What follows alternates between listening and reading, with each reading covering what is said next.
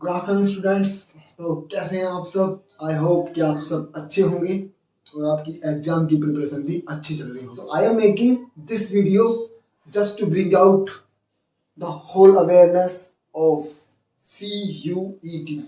The whole pattern has been changed for the 12th class students. Yes, जो student 12th class में पढ़ रहे हैं और after 12th they are going to seek for a graduation. So UGC has completely changed the patterns, and that patterns is all about that your 12th class percentage will not be as important as it was. यानी कि आपकी अब 12th class की जो percentage है वो उतनी ज्यादा इंपोर्टेंस नहीं रखेंगी जितनी की अब तक रखती थी। यूजीसी लेकर आया है CUET, common university entrance test, जिसके परफॉर्मेंस के अकॉर्डिंग आप किसी भी यूनिवर्सिटीज में, जो कि 45 से भी ज्यादा सेंट्रल यूनिवर्सिटीज हैं, डायरेक्टली अप्लाई कर सकते हैं एडमिशन के लिए। तो इस टेस्ट से बहुत ज़्यादा चेंज आएगा स्टडी के पैटर्न पर, स्टूडेंट्स की लाइफ पर भी बहुत ज़्यादा असर पड़ेगा, क्योंकि अब स्टूडेंट्स को केवल 12th की परसेंटेज पर फोकस नहीं रहना होगा। तो आइए एक एक करके इसके पैटर्न पर, इसके तरीके पर, किस किस तरीके के क्वेश्चन आएंगे, क्या इसका पूरा फॉर्मेट रहेगा, कब ये एग्जाम फॉर्म आएगा, कब एग्जाम होगा, थोड़ा सा डिटेल से समझ लेते हैं। ठीक है, तो लेट्स स्टार्ट।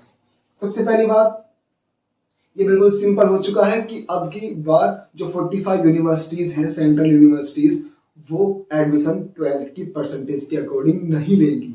उनका एडमिशन का जो पैटर्न होगा वो CUET का परफॉर्मेंस ही होगा। ठीक है, और जो स्टेट यूनिवर्सिटीज होती हैं उनके पास में ऑप्शन होगा कि वो 12 परसेंटेज के अकॉर्डिंग भी एडमिशन ले सकती हैं या फिर वो CUET की परफॉर्मेंस के अकॉर्डिंग भी एडमिशन ले सकती हैं। यानी कि उनके लिए अभी कंपलसरी नहीं रहेगा कि वो अपनी यूनिवर्सिटी में एडमिशन किस प्रोसेस से लेंगे। ठीक है, सेकंड थिंग, एप्लीकेशन फॉर्म इसके अप्रैल के फर्स्ट वीक में अवेलेबल हो जाएंगे। The informations will be available on the UGC website. Second thing, the test will be conducted in 13 language. जो टेस्ट ये होने वाला है उसमें 13 लैंग्वेज होंगी। आप किसी भी लैंग्वेज में इस टेस्ट को दे सकते हैं। As I said you earlier, test के बाद में अब 12th क्लास की परसेंटेज मैटर नहीं करेगी। अदर यूनिवर्सिटी, स्टेट यूनिवर्सिटी हो, डीम्ड यूनिवर्सिटी हो, वे आर फ्री हैं, they are free to take the admissions, whether they can take the admission according to the percentage, वो परसेंटेज के according भी admission ले सकती हैं या फिर CUET की परफॉर्मेंस के अकॉर्डिंग भी अपनी यूनिवर्सिटीज में एडमिशन ले सकती हैं। ठीक है, टेस्ट एक बिल्कुल सिंपल असेसमेंट होगा, कंप्यूटर बेस्ड टेस्ट होगा, ऑब्जेक्टिव क्वेश्चंस आएंगे और टेस्ट को 3 पार्ट्स में डिवाइड किया गया है। ठीक है, तो सिंपली ऑब्जेक्टिव क्वेश्चन जब आते हैं तो नेगेटिव मार्किंग होती ही होती है। नेगेटिव मार्किंग के साथ में ऑब्जेक्टिव क्वेश्चंस रखे जाएंगे। टेस्ट को सिंपली 3 फॉर्मेट में, 3 पार्ट में डिवाइड किया गया है।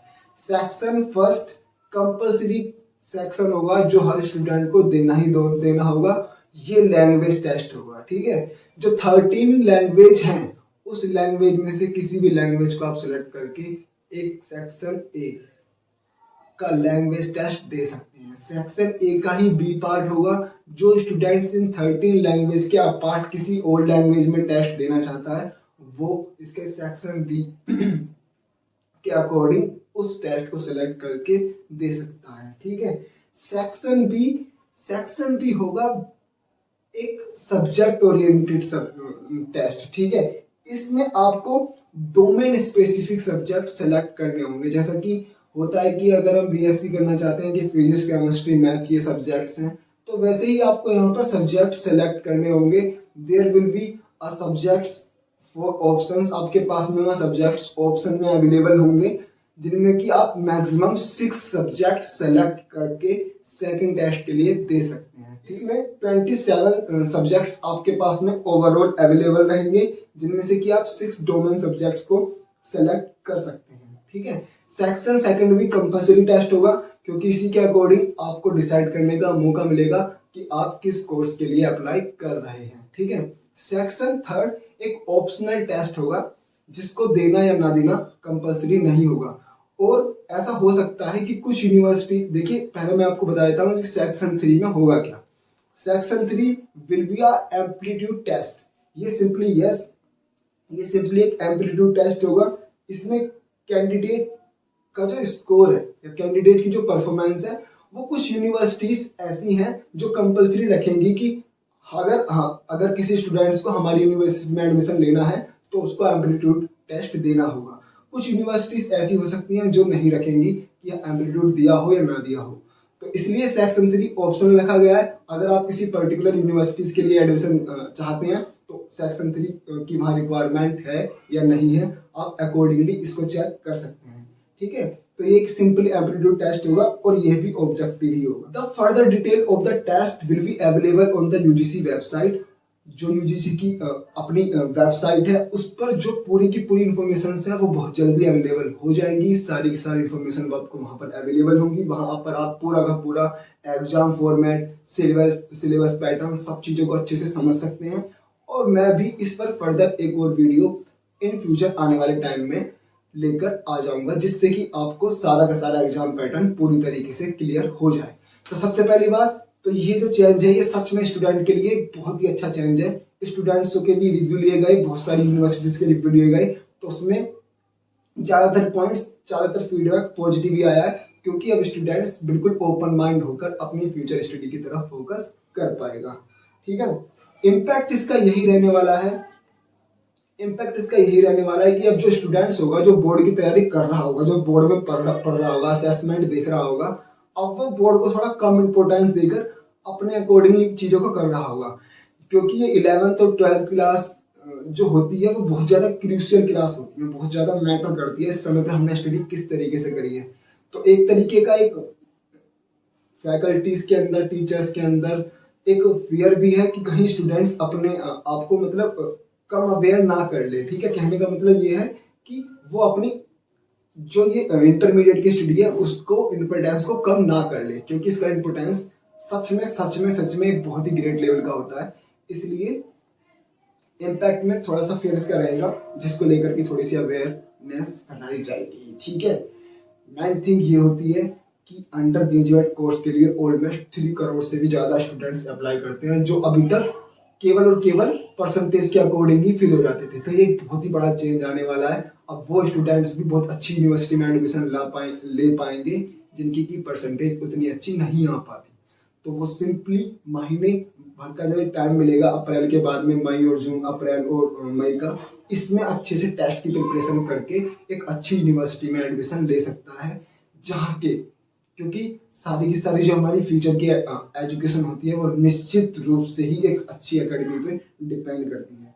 ठीक है, सो बात यहाँ पर आ जाती है कि simply you are get the admission in any universities by simply giving the best performance in CUET, and believe me, it will be a very good steps by a UGC। कि जो 12th क्लास के students हैं, अभी तक उनको percentage के according ही admission मिलता था। अगर वो DU में जाना चाहते हैं, अगर वो JNU में जाना चाहते हैं, जामिया में मिलना चाहते हैं, अलीगढ़ मुस्लिम यूनिवर्सिटी में जाना चाहते हैं, तो सबके सब परसेंटेज के बेसिस पे लेते थे और ऑलमोस्ट 50 to 60% सीट परसेंटेज के अकॉर्डिंग 90 to 95% वाले बच्चों को ही मिल जाती थी। लेकिन अब ऐसा नहीं होगा।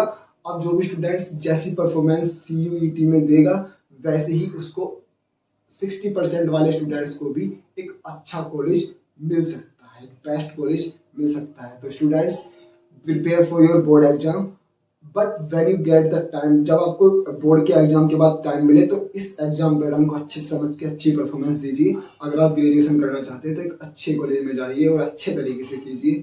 It will be a really a good decision by UGC, and the last thing is test will conducted by the NTA, National Testing Agency। Ji yes, test जो कराया जाएगा उसे NTA ही करा रहा है। NTA वही संस्था है जो IIT JEE का भी एग्जाम कराती है, जो नीट का भी एग्जाम कराती है, और अब NTA CUET भी कराएगी। तो टेस्ट बहुत ही अच्छा रहने वाला है, ऑब्जेक्टिव होगा, बहुत ही फंडामेंटल्स क्वेश्चंस पूछे जाएंगे, बहुत ज़्यादा टफ क्वेश्चन नहीं पूछे जाएंगे। मैं इस पर एक और वीडियो लेकर निश्चित रूप से आ जाऊंगा एग्जाम पैटर्न पर। Thank you very much, God bless you.